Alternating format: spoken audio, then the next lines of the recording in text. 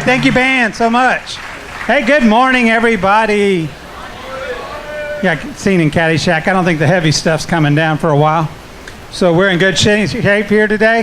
Hey, welcome to the church at the Flora-Bama.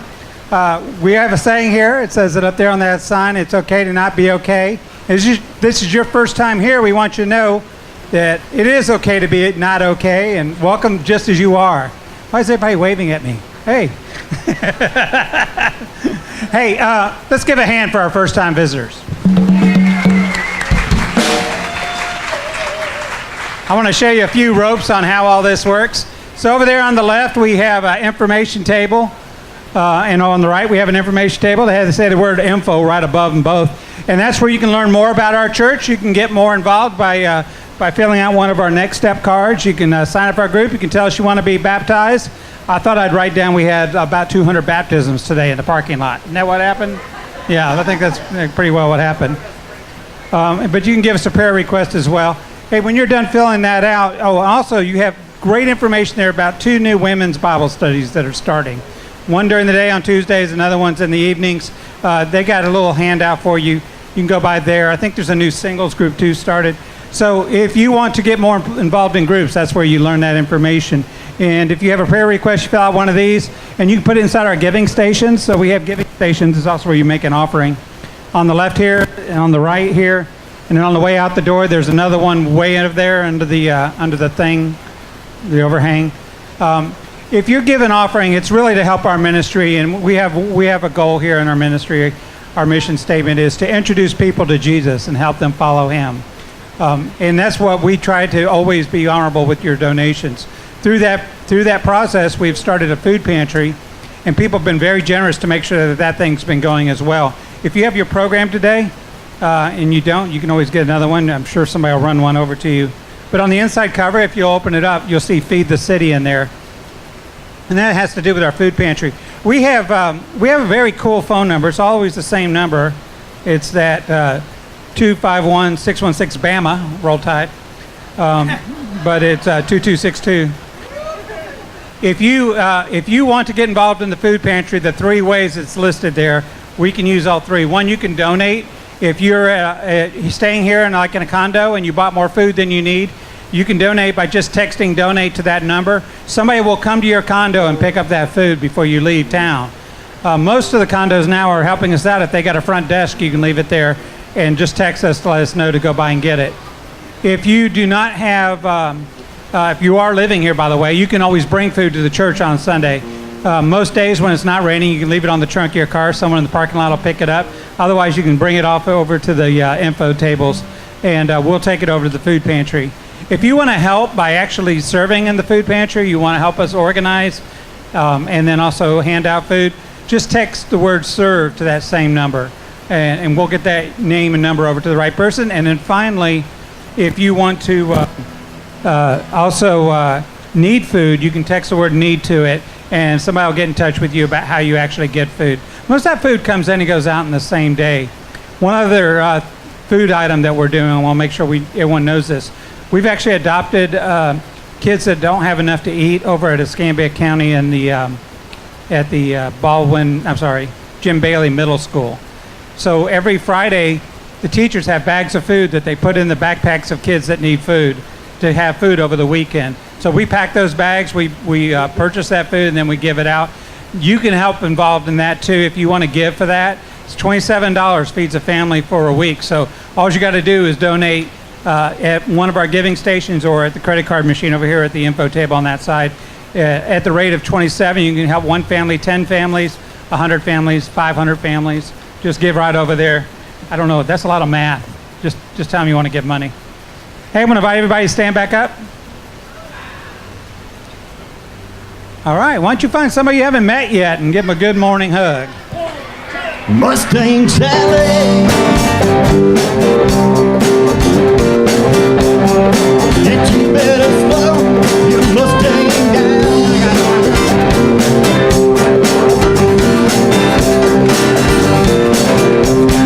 Mustang Sally, baby,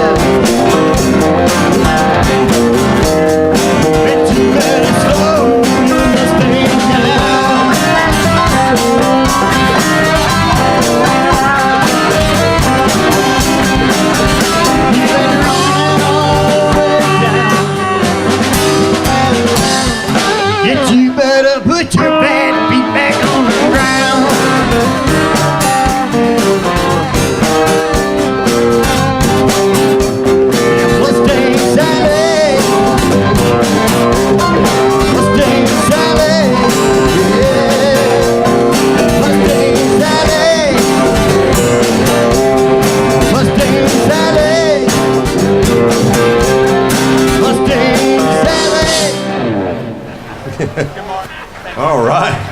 was fun, huh? You guys can be seated. How are y'all? So, before we go to the next song, Blessed Assurance, I want to report a bona fide miracle. I meant to do it before the second song, but anyway, Shane Lamar standing here to my left. This is the guitar player, been up here 7 years as part of this group. And Friday week ago, Shane suffered a heart attack. And a week later, he's up here using his talents to glorify God. What a miracle.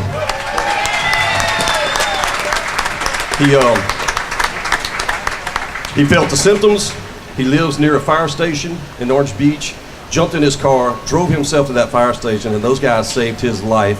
The ambulance came and got him. They took him in, fixed him up, 48 hours. Sunday, when we were here at church, 11 o'clock service, Shane was walking out of the hospital, a new man.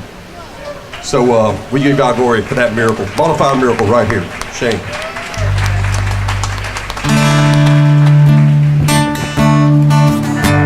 When you have these lyrics, please sing along this good old song.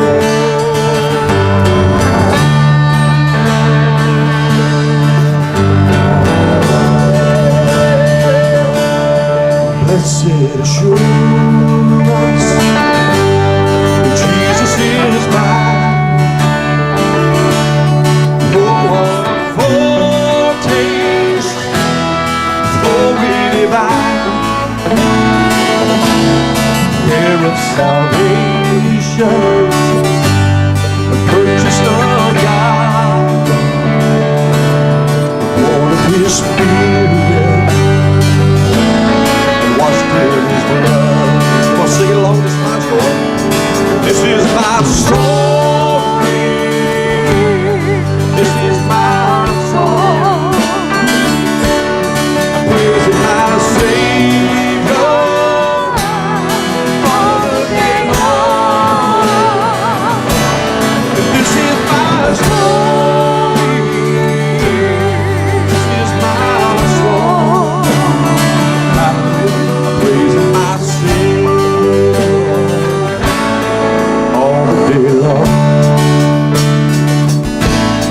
Perfect submission, perfect delight,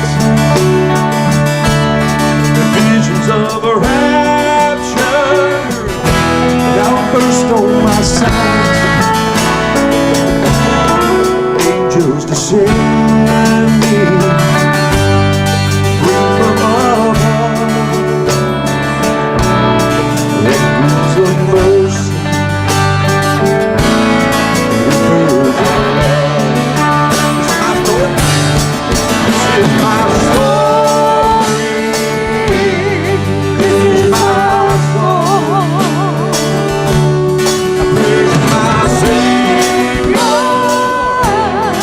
All the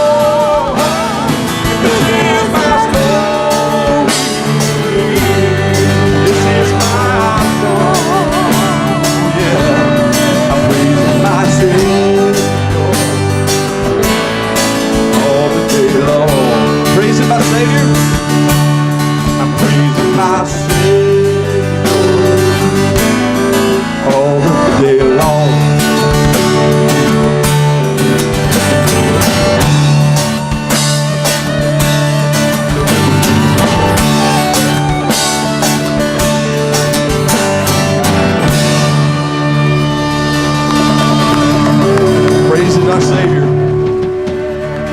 Hallelujah. Yeah, thank you guys. Good morning, everybody. So glad you all are here. If this is your first time, my name's Dan, the pastor here at the Flora-Bama. Thanks for hanging out with us. I'm going to warn you, I know it's raining already, but if you're sitting near a pole, just be cautious. If it comes down hard, you may have to move. We won't be bothered by you getting up and moving around. But we are glad you guys are hanging out with us. If you were here last week, we jumped into a series we're calling Bucket List. If you're first time here, you didn't have to be here last year for anything we're going to say to make sense today, but just a quick poll of the crowd. How many of you guys actually have a written bucket list? You have one. You may call it something else. Like 6 of you? Really? All right. How many guys don't like the name bucket list because kicking the bucket's not your favorite thing in the world? Yeah, all right. A couple honest people, yeah. It's a very weirdly named list, isn't it? It's kind of a strange list. Well, last week we talked about the most popular and some of them the stupidest things to have on buckets, like running a marathon. Oh, come on. So I went and looked at some of the most extreme bucket list things that you can do. You can do these things. These aren't just like randomly made up stuff. And oddly enough, about 3 of them involved volcanoes. I don't know why. The first one I saw that was pretty interesting was volcano bungee jumping. You bungee jump over a volcano. How many guys would you do it? You would do it. We got one brave soul. All right. Now this one I tried to do a little research on because I didn't understand how it worked. This is taking bungee jumping over a volcano up like 1 notch. It said you can pay to skydive over a volcano. Now, I'm not sure where you land, but it just doesn't sound good either way. And then this third one, I'm not sure if these all involve the same volcanoes or not, but it's called volcano surfing. You surf down sharp volcanic rock. No? No one's adding it? All right. No takers? This one was very cool. I grew up in the north, so I'm a cold weather person, but ice swimming in Finland. Ice swimming in Finland. There's these monster lakes, these areas of ice, and they drill several holes. So you dive into one hole, you swim under the ice, and you have to make it to the next hole. For obvious reasons. Now this one, I thought there might, I'm sure none of you already had that on your list, but this one I thought there may be somebody here that already had this on their list. Running with the bulls in Pamplona, Spain. Has anybody done it? Nobody's done it? Anybody have it on their list? Stuart? That looks like something you would do, I think. You've done it? No. It's on your list? You would do it? Yeah, I'd like to watch you do it. This one, now some of those I think I'm not sure if I would do or not, but I would like to say in front of you all, I would do all these, but the truth is I don't know that I do any of them. But this is the number 1 thing on my list, cage diving with great white sharks. It's by far. Have you done it? It's on your list? It's number 1 on my list. Has anybody done it? Forget great whites, you just cage dive with sharks. You've done it before, Nan? Oh, you're my hero. We had a lady sitting right over here. 1 person in each service had done it before. I just want to reach out and touch one of those jokers. You know what I'm saying? I just want to reach out and touch it. So, and then this one I thought would actually be kind of fun because I like the water and kayaking. Waterfall kayaking. Go right down that waterfall. That's what I'm talking about. Now, this one I would definitely do. I'm a roller coaster fan. I enjoy. This is the most extreme roller coaster in the world. It's found in Japan. It's the Takabisha roller coaster. It's 3,300 feet long. It reaches a max speed of 62 miles an hour and has the steepest vertical drop in the world. That's what I'm talking about. Anybody, would you do it? Go on there with me? Yeah, we got a few brave people in the house. Richard, you do it? Let's do it. Church trip. Praying angels, protection. Bucket list is a pretty interesting idea and very strangely named, right? We all know what it's for. If for some reason you're unfamiliar with the idea, it's things that you want to do before you kick the... Yeah, that's why it's a weird name, but that's why we do it. And oftentimes we add things to that list for a couple reasons. One, we're sitting in a place like this and you hear something like this about this Japanese roller coaster. You thought, oh, I would love to do that. That'd be cool. And you add it to the list, something fun and exciting to do. Oftentimes, it's because you've always wanted to do something, you've never done it, and now it's like, man, if I don't do it pretty soon, I may never do it, right? So there's several reasons why we add things to the list, and some things are very meaningful. For me, one of the things that are on like our family list is we want to visit with my oldest son is in 6th grade, and my youngest son just started pre-K. Some of you remember those days, right? And so our goal is to visit all 50 states before they graduate high school, right? So we're over halfway there, which is the good news. And we haven't even done the East Coast yet, so we'll be able to knock off a whole bunch at one time. And then, of course, we've got Alaska and Hawaii coming up on that list. So I'm super excited about that. Now, that's something meaningful for my family. Getting on this roller coaster, right, and going down, that's not necessarily meaningful. But most people, when you think about things that you want to do, some of them have meaning, and some of them just would be really, really fun. Every year, and it's actually coming up next month, I go live in the woods for a week. Yeah, thank you, ma'am. Yeah. I go live in the woods for a week, and we normally just kind of basically eat what we kill, and sometimes that goes really well, and sometimes we're hungry for 5 days, And I'm not like the ultimate survivor or anything like that, but sometimes we bring a little food, sometimes we don't, sometimes we sleep on the ground, sometimes we sleep in hammocks. So it's a bunch of fun. My family, Lindsay doesn't necessarily love when I go near bear country, which is actually why we go to certain places to see bears, right? And so those kinds of things are bucket list. Like one of our goals on our trips is we want to see. You guys waving at me? Hi. Hey. Oh, you're waving at a friend to come over? All right. I was like, hey, what's going on? So we want to see, I don't want to hang out, play checkers with them, but we want to see a black bear, live and in person. And so those things are fun, but then there's other things that are super meaningful to you. Now, our core verse for what we talked about last week and this week and next week is right there in your program. So if you didn't get a program when you walked in, just shoot your hand up and we'll get you one. But if you open it up, all the verses we're going to use are right there in the program. Psalm 90 is a prayer. A lot of Psalms. It's a pretty interesting book. We've got someone right over here that needs a program. Anybody, just shoot your hand up. It's all right. Yeah, we got a few that need them. Psalm chapter 90 is the 90th of 150 of these poems and songs and these prayers written by several different people. Most of them, a little over half, written by David, but this one specifically was written by a man named Moses, a leader, one of kind of God's leaders for his people in what we call the Old Testament. He's the guy that got the 10 Commandments, and you may have seen the movie, and so this guy is writing. He wrote several of these, and this was a prayer that he wrote.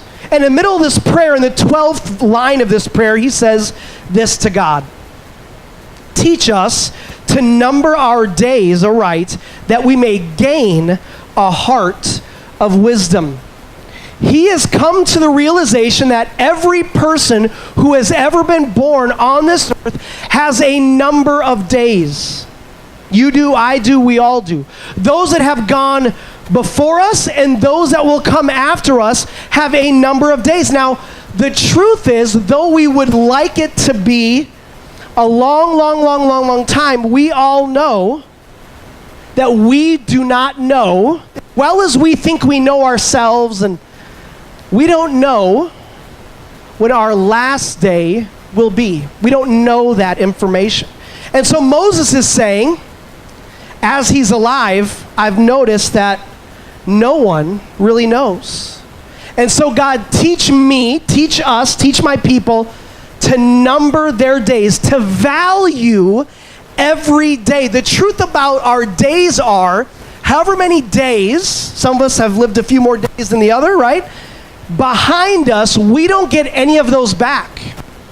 We don't get to go back a few days and correct things and adjust things and keep our mouths shut when we should have, and we don't get to do those things, right? And also, we don't get to determine how tomorrow exactly is going to happen. We don't get to determine the weather of it and exactly how the traffic's going to be and what other people are doing, or that, we have now. We have right now. And we're not promised tomorrow. We're not promised next year.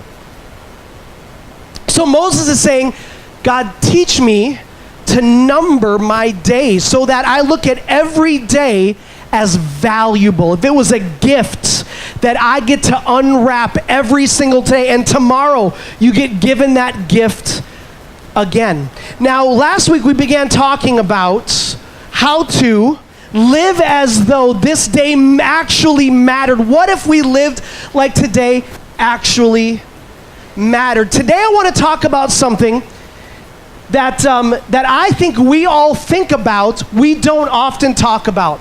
And it's something the Bible actually talks a lot about, and it's also something that we would never, ever add to our bucket list. I've never seen it on a list before. Now, before we jump into that, take your program, open up, because I want to read just a couple more verses from a guy named Paul. Now, you're going to see that this was written to a kid, it says it right in the title, named Timothy. Timothy received 2 letters that we have from another guy named Paul. Paul was this first century church leader. He traveled on these things that you might call missions trips, 3 of them. And along those missions trips, he began to plant these churches. Now, we don't have time to go into it all, but if you want an unbelievable read, Google or open the book of Acts and read the life of a man named Paul. You might want to look up how he was formerly known as a man named Saul of Tarsus. Unbelievable story. In a nutshell, Paul is now starting churches, and before he was arresting Christians. Paul is now leading people to Christ, and before was putting to death those who were professing Christ. It was an unbelievable life transformation. And so along this journey of his 2 of his 3 mission trips, this kid Timothy is hanging out with him and traveling with him. And they go to this city called Ephesus, and they start these churches and homes all over. And then eventually Timothy goes back to Ephesus, and Timothy becomes the pastor. And right away, now we're talking right around 63 AD, Timothy becomes this pastor, and Paul writes a letter to him, just to encourage him. Hey man, great job. I've heard of the things that's going on over there. I'm so impressed and so proud of you. Keep preaching Jesus, and sends this letter. And about 4 years later, this letter that we're going to read out of ends up in Timothy's hands. Now, if you read this letter, you're going to sense this kind of feeling within this letter. It's got a very different feeling. Paul wrote 13, well, he wrote more letters than that, but we have 13 letters in the New Testament. 27 books in the New Testament, 13 of them are letters Paul wrote. And 2 Timothy has this very unique feel when you read it. Now, the reason 2 Timothy has this very unique feel, 2 Timothy was sent about 4 years later. There's about 4 years in between his 2 letters. And 2 Timothy was written in 67 AD. We don't know exactly how long. It could have been weeks. It could have been just a couple months before lost his life. Paul was writing this letter from a prison, this dungeon, dark, dank, wet prison, to his buddy Timothy, because Paul was now sentenced to death in Rome. Now, the Bible doesn't teach us, but church tradition teaches us that Paul lost his life by decapitation for his faith, because he just wouldn't shut up about the name of Jesus. And right at the end, towards the end of this letter, we've got a couple verses that we're going to read, and here's what he says to Timothy. As for me, my life has already been poured out as an offering to God. I've given my life to God, and I've traveled and gave. And if you read Paul's story, the amount of suffering and pain that this man went through for the sake of Christ is unbelievable. And he said, my time of death is near. So he knew it was coming. He knew Paul knew that he was about to step in from this life to the next, and then he relates life in a very interesting way. He's a very interesting analogy. He says this: I have fought the good fight, I have finished the race, I have remained faithful. He likens our life to running a race. Running a race. I don't know if any of you are runners or not. I ran a little bit in school, but I know that every race starts, boom, on your mark, get set, and the gun goes off, right?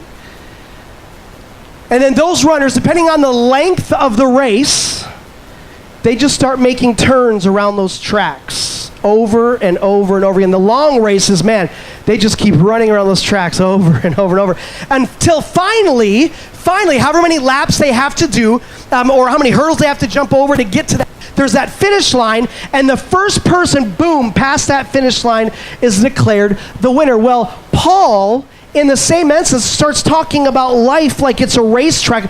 We've got this, and we're running around, and we've got this lapse of life that we're going through. And eventually, for Paul, he's saying, I can see the finish line. I mean, I don't know if they told him the day of his execution, but his execution day came, and that was the moment that he calls finishing his race. He wins. He leaves this life, and he goes on to the next to be with Christ. And it's a very interesting, there's 100 different analogies he could have used that all could have been appropriate, but this idea of this race is a pretty interesting idea. And I want to come back to this race, but I want to jump back to what we were talking about before, about this bucket list, and the idea that the things go on our list that we desire, that we want, right?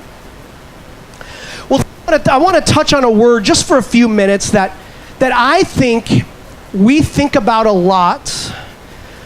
We don't like talking about it, but the Bible speaks about it often.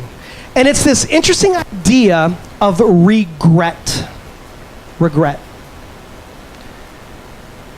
I've never looked at someone's bucket list and read, before I kick the bucket, I hope to have built up regret in my life. Never seen it. I've seen some weird things on lists before. That I have never seen. Regret's an interesting thing for a lot of reasons. But one thing I have noticed, I have sat, unfortunately, it's a difficult part of what I do, but I've sat in a lot of hospital rooms, a lot, of people who pass on from this life to the next. It's very interesting the things that we talk about when life seems to be, oh man, what if this is the last time we get together? I remember growing up, we'd go to northern Michigan, the Upper Peninsula actually of Michigan, for a family reunion, and my grandmother would always give a speech. There'd be tons and tons of people there. I mean tons of people. There were 100 and some people at a family reunion, and my grandma would get up, and we kind of were there for her. She was such a great lady, and we'd all come to see her, travel from all over the United States, different places to come see her, and she would always get up, even as like a younger grandmother, you know, with a lot of energy and vibrancy, and the first things out of her mouth were, well, this will probably be the last time I see any of you. And that speech went on for 15 years, you know what I mean? And it's interesting the things that you talk about, it's interesting the things that become important in those moments. I have never been in one of those moments where someone has brought up their investment portfolio or car that they drive, the house that they live in. I've never heard those conversations, never once. I can't even tell you that there's been an exception to the rule, that in those moments, what seems to be on the minds, the hearts, and the conversations of people that are faced with life and death, those conversations always end up being about someone or someone's. It's about people. In fact, I read an interesting statistic just a couple days ago, maybe 3 or 4 days ago. 89%, I think was the number. It was a big number. It was in the 80 percentages of regrets people have in life have to do with another individual person. Just an individual, not even a group of people, is an individual person. And sometimes those regrets go all kinds of different ways. Sometimes you did. Now, I want to be super clear. There's some kinds of regrets I am and I'm not talking about right now. We've all got some things that we regret, right? We heard the words in our brain, and then there's something in our brain that said, don't say that, don't say that, don't say that, and then it just flew out of our mouth, right? That's a big deal, right? There are things that we regret. You sat for 2 hours and watched this god-awful movie because your best friend said it was the best movie they've ever seen, and you regret ever walking or listening to their advice. We all have those kinds of regrets, right? The new restaurant that got you sick for 3 days, right? You thought you could handle spicy food, and then you ate it, and then it was, multiple trips to the bathroom later, you regret eating that food. And so we've all got that kind of stuff. What I'm talking about, I think you know by now, right? I'm kind of talking about just like a notch up from that.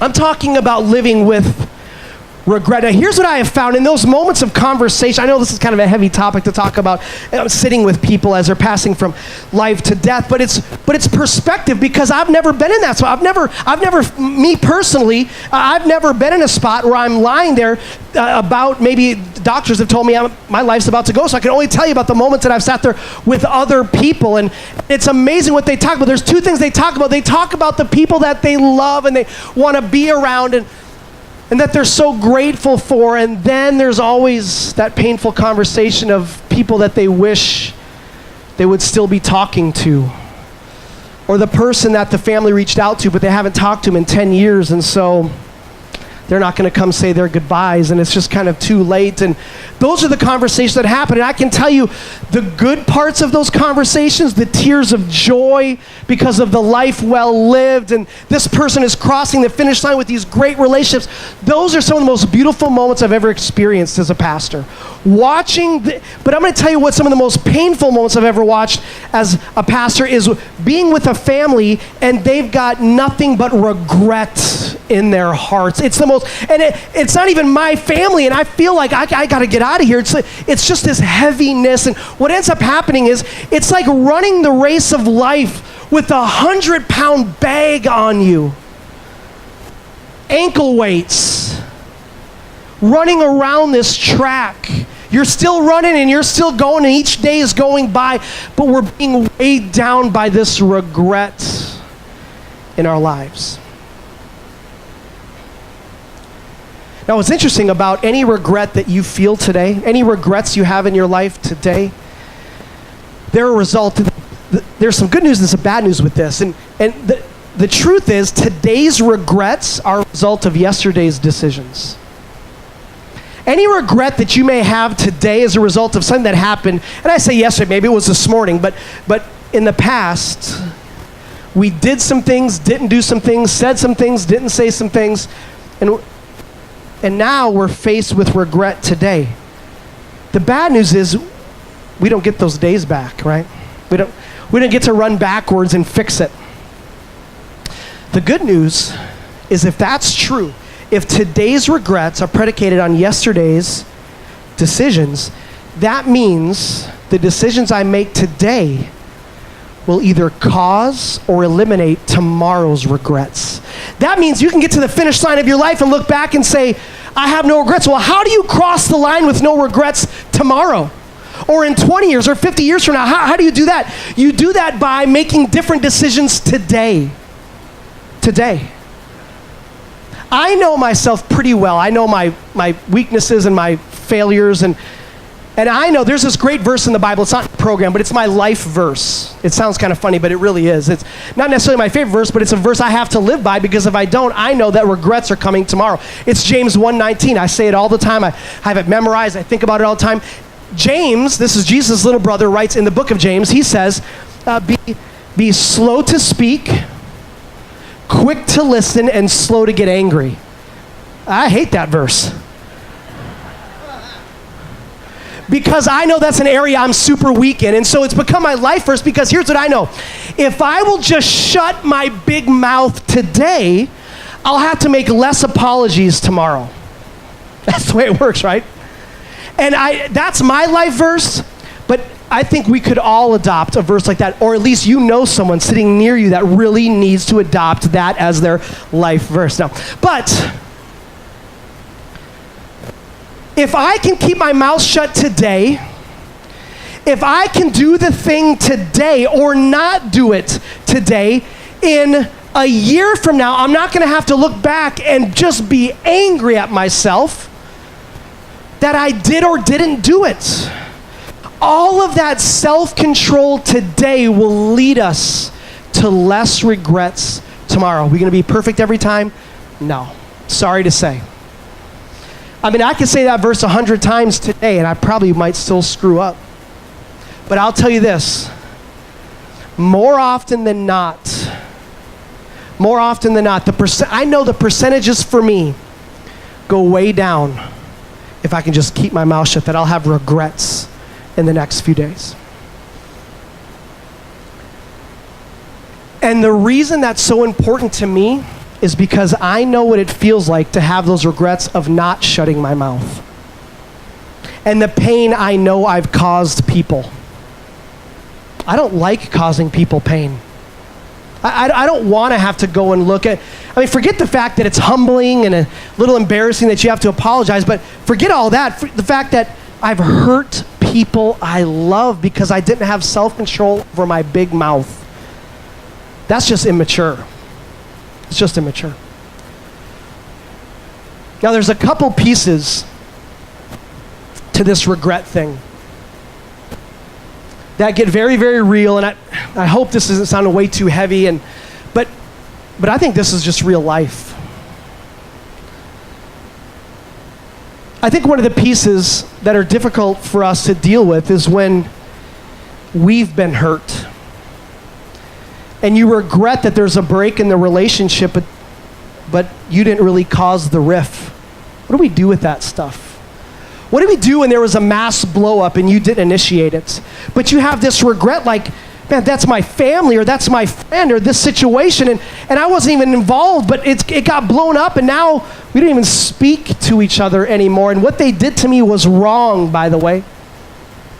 Now, we can't go into this too long. A couple weeks ago we talked about this specifically, but there's one word that the Bible teaches over and over and over and over and over and over again. Jesus taught it. All the disciples talked about it. The writers of the New Testament talked about it. God talks about it. It's littered throughout the entire Bible. There's this idea that if you have been wronged, if there's a situation that has gone wrongly, it's gone awry, it's blown up right in your face, and it really wasn't your fault. You can honestly say it really wasn't my fault. There's only one action you can take to get that regret off of you. You may not be able to fix them. You may not even be able to fix the situation, but you can extend forgiveness even to someone who doesn't deserve it. Before they ever ask for it, they may not even want your forgiveness. Forgiveness is not about them. Forgiveness is about laying it down in your life. I mentioned this a couple weeks ago. Forgiveness is about setting a prisoner free, and the prisoner you're setting free is yourself. Now, you don't have to. You can continue to run life's race with that weight on you. You're welcome to do it. Enjoy the laps. But who wants that in their life? None of us do. And I know you don't want to forgive them, and I know they don't deserve your forgiveness. But you and I have been forgiven so much. How dare we hold unforgiveness to somebody else? I can make you a list. I make you a list of the stupid things I've done that God has forgiven me of. And I'm just going to give you a heads up. It may be hard for you to believe, but even though you have not forgiven that other person, God has. He's waiting for you and I to catch up. He's forgiven them. He's already said you're forgiven. We may not have forgiven them, but God has, and He's waiting for us to catch up. You want to lay that weight down of regret of that situation? There's some people we need to forgive.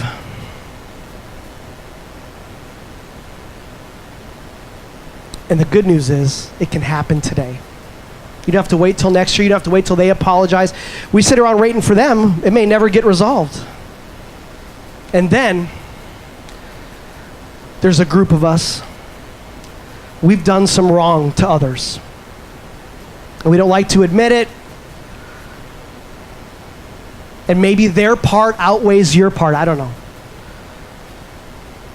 But I think this advice that I'm about to throw at you is maybe the best advice I've ever been given, and the best advice I can ever give. I can't show it to you out of Scripture, but I just want to talk about it for 1 minute, and it's this. Some of us need to grow up and apologize. I want that to sink in for a second. Some of us need to grow up and apologize. I know we don't want to apologize. And here's what I'm not talking about. These are my favorite apologies. Hey, I'm really sorry if what I said hurt your feelings. Those are the best. Aren't those the best apologies? They're so sincere. Oh, I'm sorry if you were offended by what I did. That's not really what hey, I'm really sorry. That's not what I intended. Right? That's just a heads up. If that's your apology, that sucks. That's not a real apology. Let me give you, there's two pieces to a real apology. This is what I did, and I was wrong. That's it. That's it. That's the end of the conversation. A real repentance, a real apology doesn't wait or hope to be forgiven. You're doing it because it's the right thing to do. It's the right thing to do. And some of us need to grow up and look at someone in the eye. I'm not talking about texting. Come on now. Facebook messaging. We do need to grow up. I'm talking about, and if you can't see him face to face, we get on the phone. We don't message, hide behind some kind of social media. To make an apology, come on now, we're adults, right? We need to apologize. We need to grow up and say we're sorry. And some of us have multiple things. Make the list and start checking them off, because it's time that we laid down that regret, at least the best that we can, our part to play in the situation. Find the person, admit what you've done is wrong, and then ask, I was wrong. This is what I did. Will you forgive me? Now, I can't promise you they're going to forgive you, but you've done your part. What's the alternative, guys? We keep running around the track, carrying all that weight. That's not a life we want. That's not a life we want. We don't want to be bogged down and held back. Another year comes by, still haven't talked to them. Another year goes by. If they'll change their attitude, then I'll apologize. Come on. Because I'm going to tell you right now, there's going to be a day, we don't know what it is, where you're going to cross that finish line. You don't want to cross that finish line full of regret. You don't. You don't. Here's my prayer for you today. My prayer is that God speaks to us loud and clear in here, deep within, because I don't know about you, but I'm super good at arguing with God up in this area right here. I'm become a master at it, you know. But God speaks to us in here about what we've done wrong and who we need to apologize to and who we need to forgive. Who we've wronged, and let's go make it right. And who has wronged us, and we can go forgive. That's my prayer this week. And I'm praying you can't sleep until you make it right. That might be a little intense. Okay, I crossed the line. I'm praying it bothers you until you make it right. I'm praying I'm praying God's Spirit gnaws at you. I'm praying it makes you uncomfortable. I'm asking, because guys, none of us want that trash. Let's just lay it down. Let's just get it off of us. Let's just get it away from our lives. And then we can make decisions today to live differently, so that tomorrow we don't have regrets and we don't continually live in this cycle of I make things right and then I screwed up again. Now we're going to make mistakes, but we can live a different way today. We can look at tomorrow and say, I will have no regrets tomorrow because I lived a certain way today. Would you bow your heads? I'd love to say a prayer for you this morning. Father, I'm grateful. I'm grateful that you loved us so much For God so loved the world. You sent your only Son. Do you forgive us? God, you have forgiven us much. May we extend forgiveness to those who have wronged us. And God, if we have wronged anyone with our words, with our actions, with our gossip, or with our slander, with lies, or cheating, or deceiving, maybe even was a look of disgust we gave, I pray, God, you would bug us about it until we can make it right. Give us the courage. Make us brave enough to pick up that phone, to sit down at that coffee, to look them eye to eye. Because some of us just need to grow up and apologize. God, I pray that as we lay that weight down, we'd be able to number our days and live in such a way that tomorrow the regrets won't exist anymore. Lord, I know this becomes an eternal wrestling match. It's a tough message and it's painful. But God, I know you just want us better. And you want us whole and you want us healed. And I pray that we can live a life today of no regrets, so that when we cross our finish line, we'll be able to say, just like Paul did, I have fought a good fight, I have finished the race, and I have remained faithful. I pray these things in Jesus' name. The Flora-Bama family said, amen. Hey, thank you, Dan.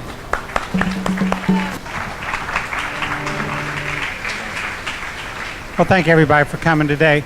Hey, we could use some help with these chairs. So at the end of the service, while this last song's playing, we're going to pick up all these chairs. They all come over to this side of the room. They'll go in that closet in that back corner. Thank you so much for helping every week.